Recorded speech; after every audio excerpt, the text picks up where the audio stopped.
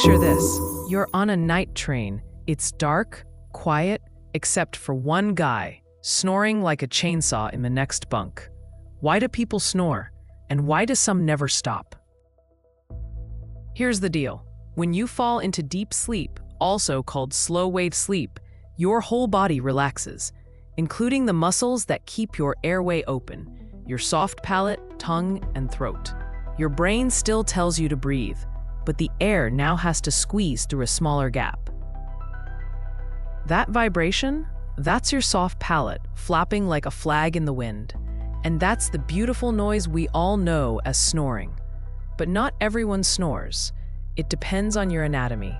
If you have a deviated septum or enlarged tonsils, you're more likely to. So are people who carry extra weight, not because of a dad bod, but because fat tissue can actually press on the airways. And of course, age. The older you get, the weaker your throat muscles become, which means more vibration, more noise.